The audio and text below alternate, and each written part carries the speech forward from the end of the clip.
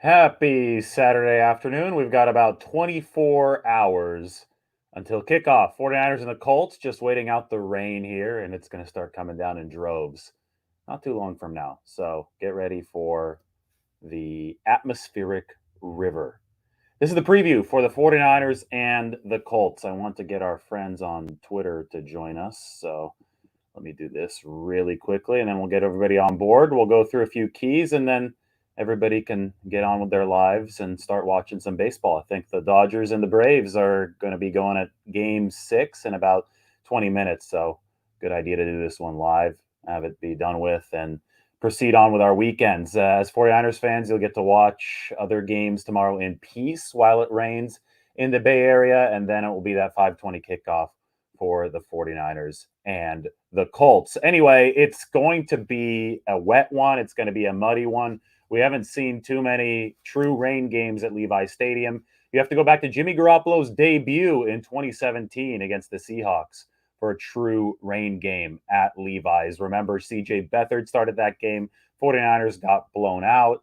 Beathard got hurt at the very end. Garoppolo came in, threw a touchdown pass to Lewis Murphy. It was really wet. There was nobody in the stands.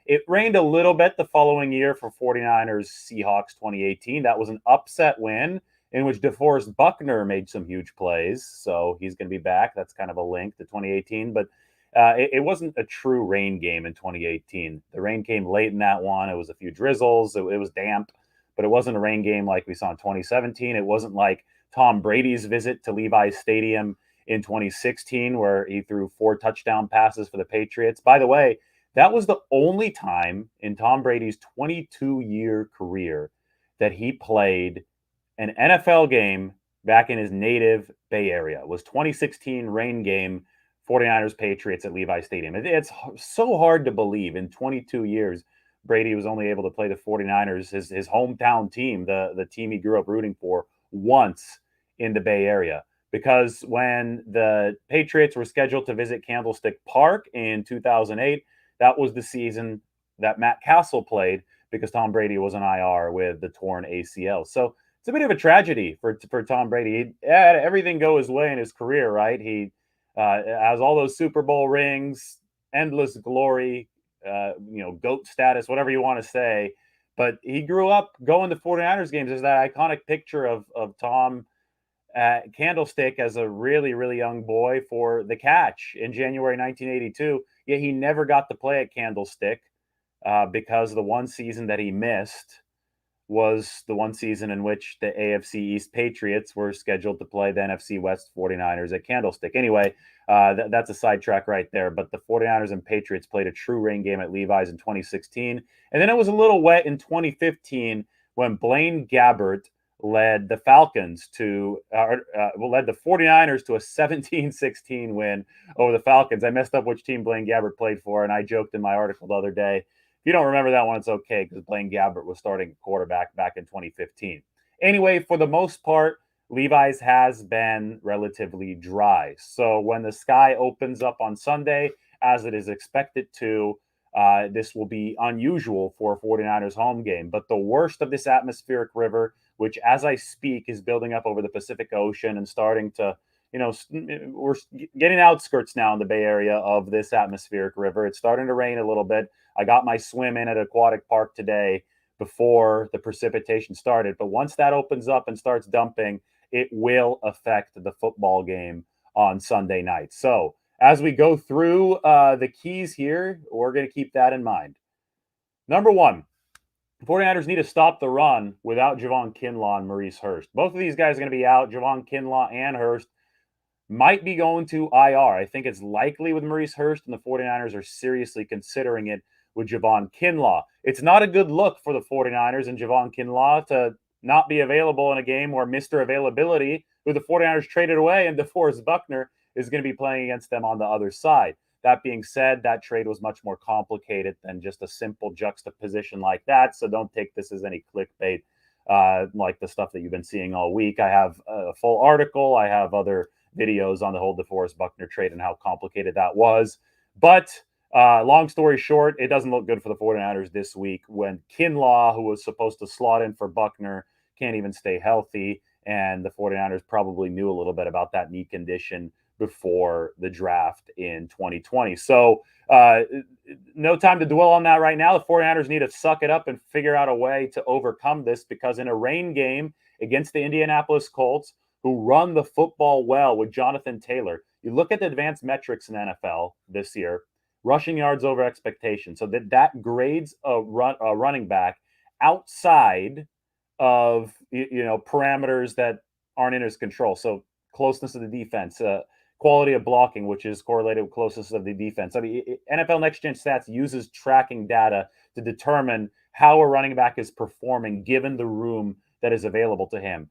The Colts' Jonathan Taylor leads the entire NFL in rushing yards over expectation per attempt. So by that metric, he's been the best back in the NFL. I'm not saying he is the best back in the NFL, but there's a metric that indicates that he's at or near the very top. And that's how the 49ers have to treat this. Two, the Colts are getting Quentin Nelson, their all pro left guard, back for this football game. And this is an Indianapolis team that has invested big time in the offensive line over the past several years. That dates back to the fact that Andrew Luck just got the crap beaten out of him when he was with the Colts because they didn't protect him well enough. Toward the end of Andrew's career, Indianapolis decided, it's a good idea to invest in the offensive line so we could prolong this quarterback's career. They did make that investment, but then Andrew Luck retired anyway in 2019. So the Colts' best offensive line was, ironically, fittingly, whatever you want to call it, tragically, I guess, for the fans' perspective for the Colts, their best offensive line came in 2019. That was right after Andrew Luck retired. Still, one of the, beneficiaries, I guess we should say, downstream beneficiaries of that investment is the quarterback now, Carson Wentz, and the running back, Jonathan Taylor. In 2018, the year the 49ers drafted Mike McGlinchey, the Colts took his teammate, Quentin Nelson, who might be the best offensive guard in football. Nelson has missed time. He was just on IR with an injury, but he'll be back, and he's going to be ready to try to maul the 49ers up front in a rainy game where the run is going to be extremely important. The 49ers will not have their three technique Javon Kinlaw to counter. They will not have another defensive tackle, Maurice Hurst, who's very good against the run, to counter. So there is going to be a whole heck of a lot of pressure on, as you can see here on the depth chart, and we should probably make it bigger, on the defensive tackles who are still healthy. And those guys are DJ Jones, Kentavious Street, and Zach Kerr. I don't know why the 49ers didn't elevate Darian Daniels. I got questions about that on Twitter, but I can tell you that obviously there's a lot of confidence in DJ Jones, but it's shakier when you get down to Kentavious Street and Zach Kerr. Zach Kerr has been moved by guards, much lesser guards than Quentin Nelson against the run this year. And there was a reason why he was a healthy scratch for most of the 49ers games up to this point. Now they have no choice. They have to play Zach Kerr. He has to elevate his level of play to what we saw with the Carolina Panthers last year. Kentavious Street, I made a little change there. Kentavious Street is undersized for a guy on the inside, yes, but he's very strong.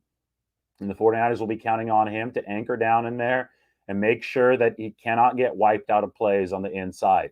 It is a thin situation inside with Jones, Street, and Kerr. If the 49ers play with some sturdy fashion on the edges with Bosa, Ford, maybe Sanson Ebukam to stop the run, and Ebukam's got to be better. He hasn't been good enough yet either.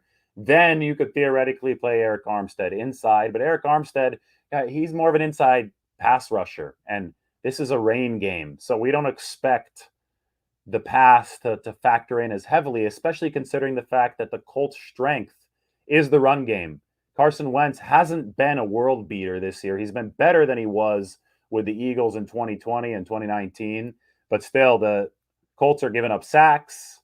They're not fully efficient passing the football, but they have Jonathan Taylor and they have Quentin Nelson, and Javon Kinlaw and Maurice Hurst have to find out how to neutralize that. Otherwise, it's going to be a long night for the 49ers in the rain. That leads to key number 2. Pick on Julien Davenport. Braden Smith is the Colts starting right tackle. Braden Smith is out of this game with an injury. Eric Fisher is the Colts starting left tackle. Eric Fisher has a poor track record against Nick Bosa. Fisher was the guy that held Nick Bosa a lot in the Super Bowl and it wasn't called, but that happens a lot, I guess, in the NFL right now. Just pointing out a fact, Nick Bosa beat Eric Fisher, who was then with the Chiefs multiple times in the Super Bowl. We already know that this is a really good matchup for Bosa on the left side. We also know that the Colts are vulnerable on the right side because Braden Smith is hurt. It's going to be Julien Davenport, their swing tackle starting there. And Davenport has been statistically one of the worst tackles in the league. He's given up 16 or 17 pressures and only 145 pass blocking snaps. That means that the 49ers have to put Davenport into position to fail. They did not put the Packers in position to fail back in week 3 when Green Bay had tackle issues. The 49ers secondary was not up to the challenge of manning up receivers on the outside. And the 49ers blitzes, especially early in the game, were not good enough to counteract the Green Bay quick game. Plus the fact that the 49ers weren't able to really stop Green Bay from rushing the football effectively in that football game behind Aaron Jones. That did not allow the 49ers pass rush to really get going, right? They couldn't pin their ears back and get after the quarterback in the way that they'd want to expose those Green Bay tackles, even though they held advantage on paper because Green Bay did all these neutralizing things outside of the defensive line's purview. I guess run defense is in the defensive line's purview, but there was a lot of other stuff that happened downstream that took the steam out of the 49ers pass rush. They cannot let that happen again, especially because the 49ers can play this game on their terms in the rain if they can stop the run. So, that first key, I'll bring it back up here. Stop the run without Kinlaw and Hurst. That unlocks pick on Julien Davenport. Right tackle, bad tackle. I mean, you have the matchup that you want with D Ford. Maybe even Sansom Ebukam can get going. And I'm not holding my breath. He hasn't been good so far. But that right tackle spot is vulnerable in this game. It's just, you just can't let the Colts hide the deficiency. And if the 49ers can get Carson Wentz into throwing situations with the rain falling, they've been focusing on takeaways. This is a chance to rack up takeaways. Wet game, it comes down to who controls the football, who holds onto the ball, who, is most efficient as far as avoiding disastrous plays. And the 49ers, I think, can create disastrous plays against the Colts, but it's all incumbent on stopping Jonathan Taylor and getting it done inside. And on that note, the 49ers are at a disadvantage on paper. When you have Quentin Nelson, Ryan Kelly on one side on the interior line for the Colts, and you don't have Javon Kinlaw and Maurice Hurst on the other side, when you're relying on guys like Zach Kerr and Contavious Street to really get it done at defensive tackle, when on paper, I don't think that they match up really well. I don't think anybody matches up well with Quentin Nelson. Like, that's a problem, right? So key number 3 is man up and get it done. Sometimes you won't have the advantage on paper, but this is the National Football League and everybody's getting paid and everybody's a professional, and you have to step up and find a way to beat the man across from you and win the football game. The 49ers are 2-3. They've lost 3 straight. There are reasons why they've lost 3 straight. Usually those reasons are different from game to game. Against the Packers, the defense had a little bit more blame. Obviously, it was a low offensive start, but the defense that did blow it in the last 37 seconds against the Packers turned around and was good in the subsequent 2 weeks. Good to great, I would say, against the Seahawks and then the Cardinals. The offense has had different quarterbacks at the helm throughout all of these losses. I mean, half of the losses were 6 quarters of them. Jimmy Garoppolo was the QB. The other 6 quarters, Trey Lance was the QB. Neither of those two were able to ultimately pull out victories, right? Different running backs in there. You've had a slightly shifting core of defensive personnel because of injuries. The bottom line is that stuff just can't keep on shifting indefinitely, and you can't keep saying, "Oh, well, they got to fix this." And it's like one of those games of whack-a-mole at Chuck E. Cheese or one of those arcades, right? You knock down one problem, another one pops up. Well, if you play that game indefinitely, you're a bad football team. You can't keep on having reasons beat you, right? You have to start having reasons that you win. And the 49ers need to man up, suck it up, and get it done this week in the rain. there's a reason I don't have 5 keys this week, and they're not that intricate. It's win at the line of scrimmage on defense, win at the line of scrimmage on offense. Because, by the way, the Colts rank number 1 in run defense DVOA. So this is a good run defense team for the Colts. And in a rain game, that's going to be huge. The 49ers have not been able to rush the ball explosively since 2019. It's a disturbing trend. They were top 5 in the league 2017, 2018, 2019.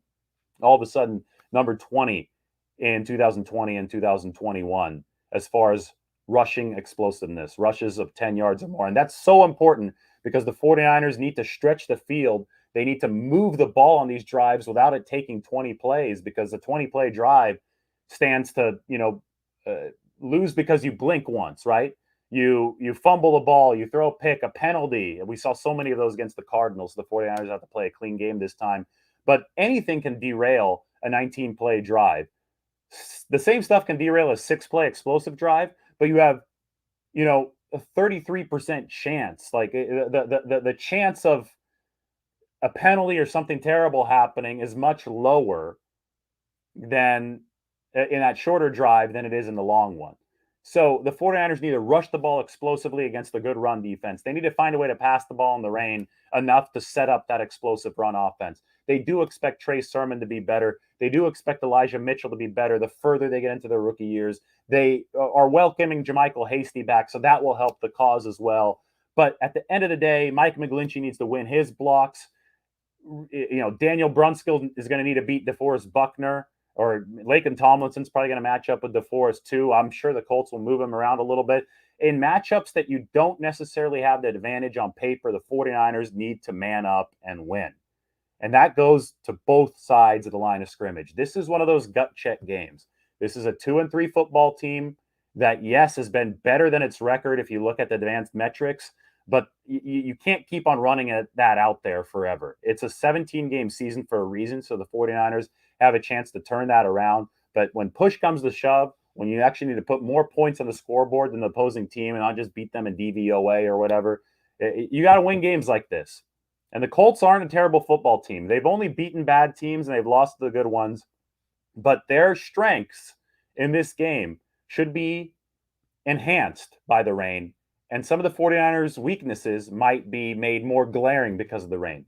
So on paper, this game doesn't look good for the 49ers. But I am here to remind you that this game and football in general is not played on paper. And that is what the 49ers have to remember this week. They have to make sure they play this game in the mud and not on paper and come out of it at 3-3. Because if they do, they'll be fine. 3-3 with 11 games still left to play, they'll be looking good. But it's going to be a war on Sunday, and they're going to have to try to get it done in adverse conditions. All right, everybody, enjoy your weekend. Enjoy the baseball tonight, and we'll talk to you all soon.